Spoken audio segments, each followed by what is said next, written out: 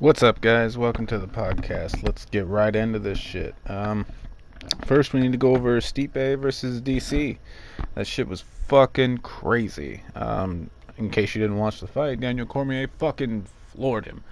Uh, Grabbed him into the clinch, kind of gave up a little bit of a weaker position to throw an overhand right and just connected fucking perfectly and put him to sleep. It was a great ass fight. Stipe looked like he had the upper hand right at the beginning, but Daniel Cormier is just a fucking monster, man.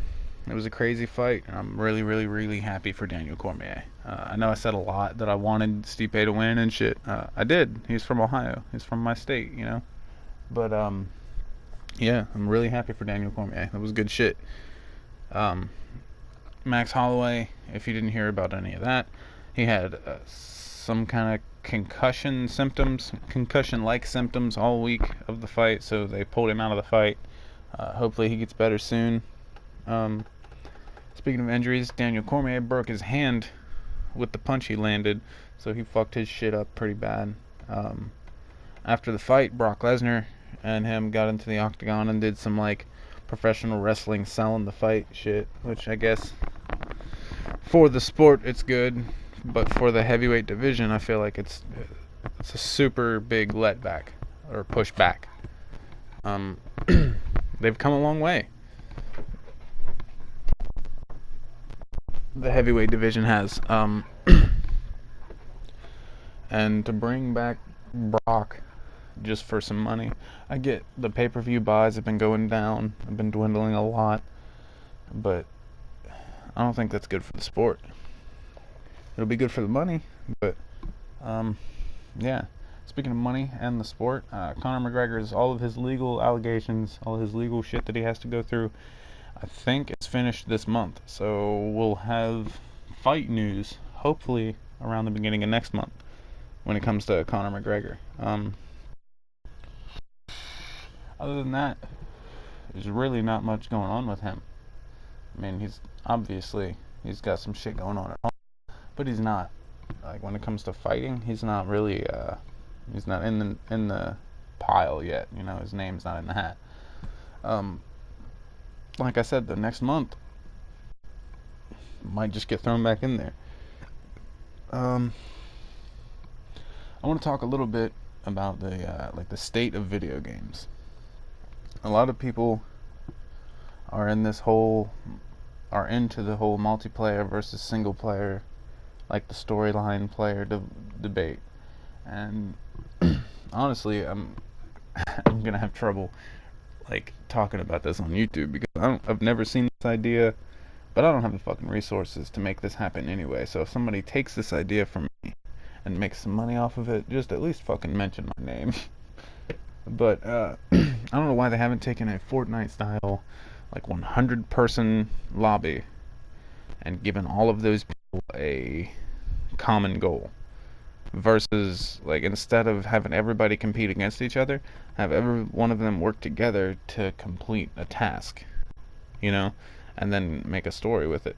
Why haven't they created an all-online game that is also 100% story-based?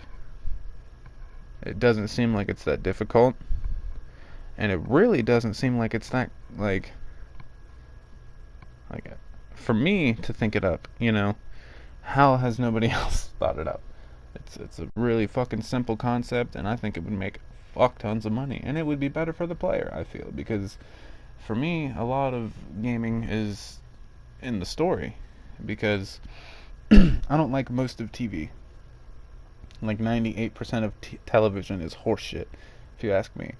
Most of the stories in video games are better, and you get more for your money with games. I don't know. I feel like the story aspect to video games is way more important than the multiplayer competitive aspect. But that's just me. Yeah, I think it's a really, really big, important part that they're just skipping. Yeah, I feel like they should try at least if Fortnite's story mode comes out and it's alright. At least that'll be a step in the right direction. But it's nowhere near what it should be. None of it is in games, really. It's the whole market is saturated with competition, but it's not even good competition for the business. Everybody, I don't know, everybody kind of wants to pick a side, and everybody wants to hate the other guy. A lot like what goes on in politics. And it's really fucking annoying. Everybody, we're all the same creatures from the same rock. But we all divide ourselves with these lines in the sand that we create. PlayStation and Xbox, fucking America and England, we're all the same thing from the same place. We're from a different spot on this rock. But why does that have anything to do with who people are, And when it comes to games, just because it's an Xbox, or just because it's a PlayStation, or just because it's PC, dude, they're all games. That's what it's about. It's not about what you're playing it on. It's about the fact that you're playing games, period. Which, I guess some of that stuff leads me into life itself,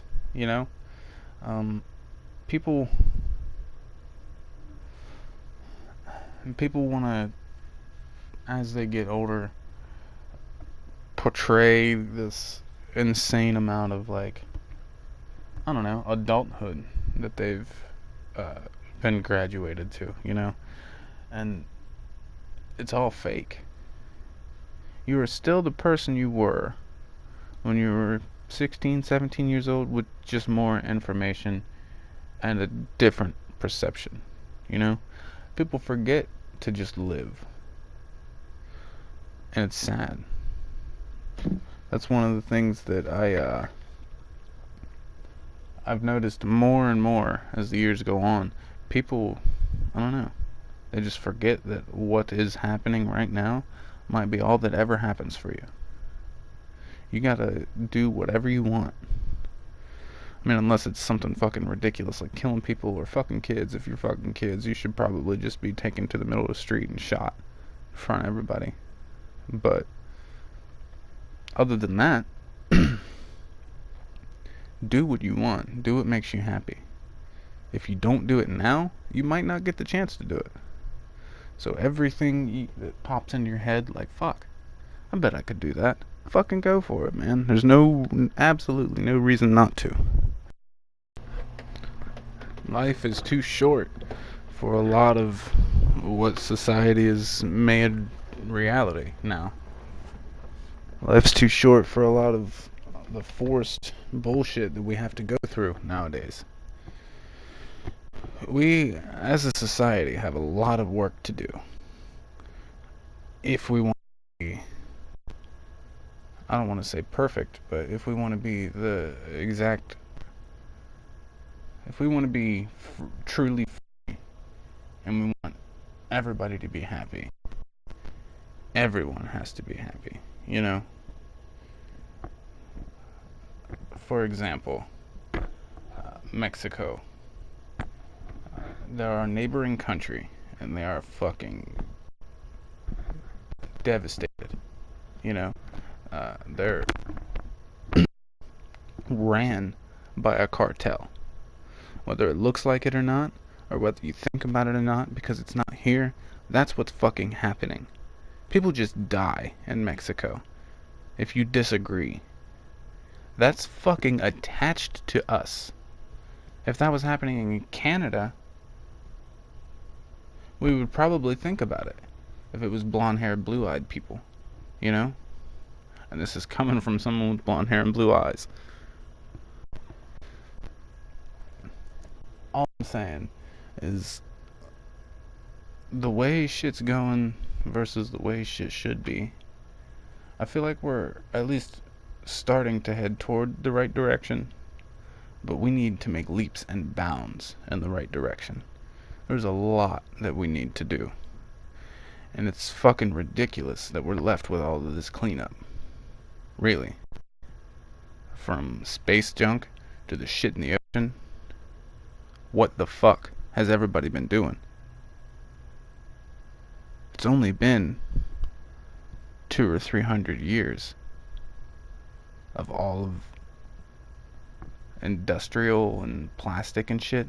It's really only been a few, maybe at the most 300 of us really making garbage. And there is so much shit on Earth that we had to go start fucking throwing shit into space. We are the fucking celestial equivalent of the kid who won't clean their room and their mess starts to spill out into the hallway. If you were a parent and that was happening, you would punish your kid, right? But there's no punishment to be had for an entire fucking unruly species. Because if we were being monitored, if there was really aliens coming to save us, they would have stopped us long ago. If there are aliens anywhere, they're here to fucking watch and laugh. We're a zoo experiment. But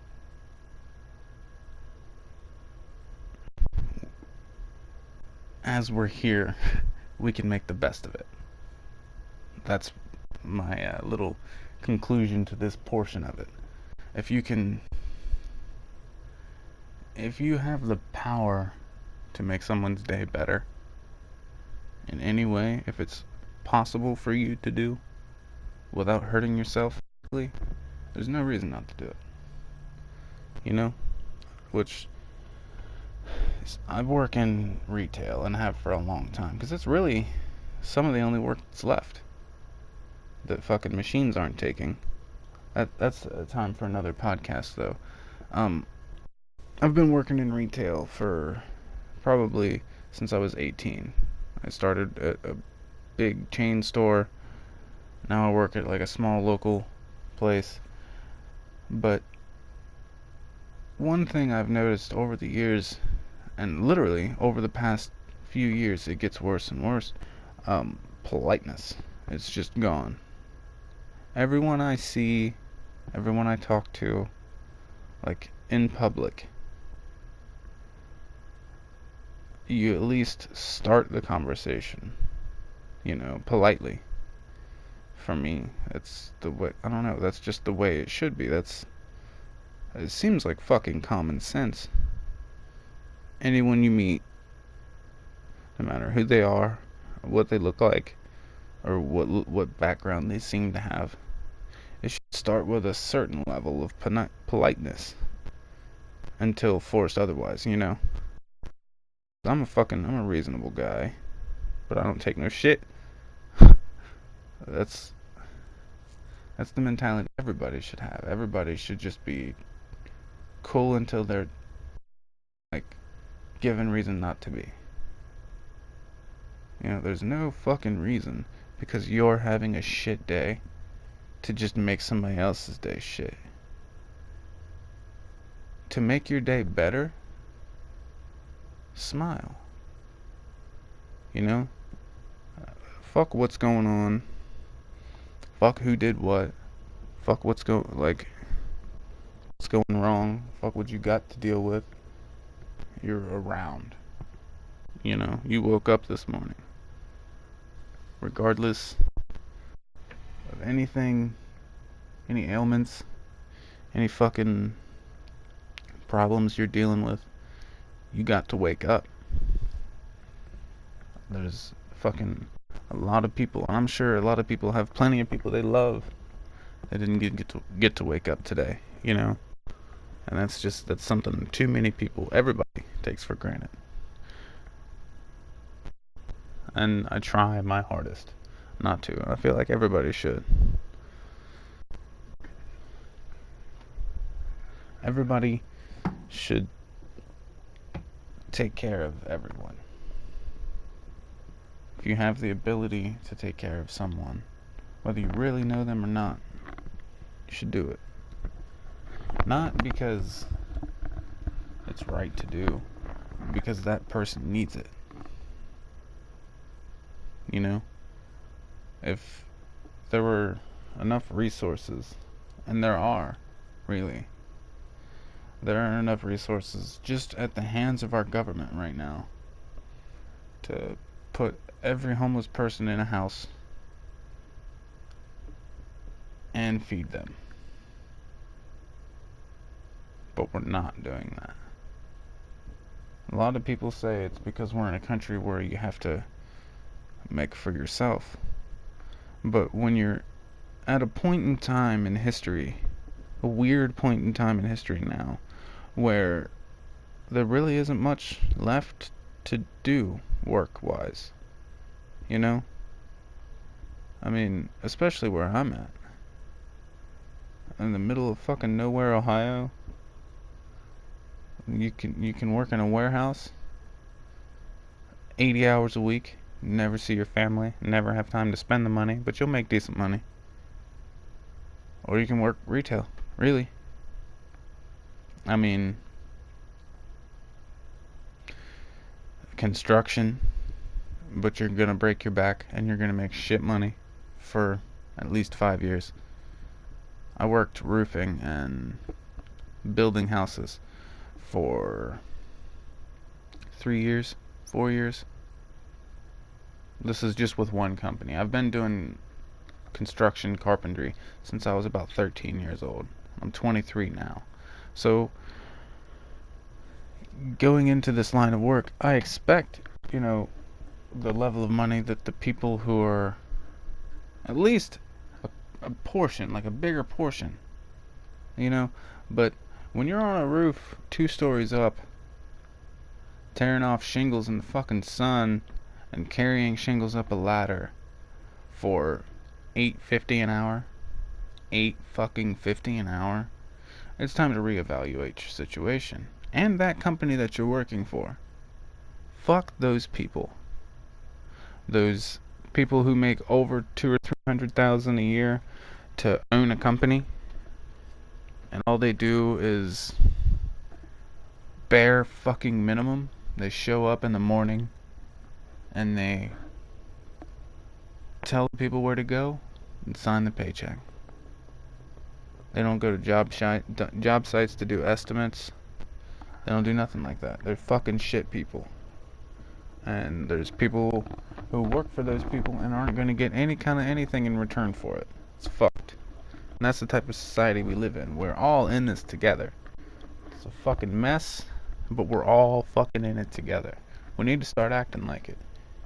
Until next time, be fucking nice to each other.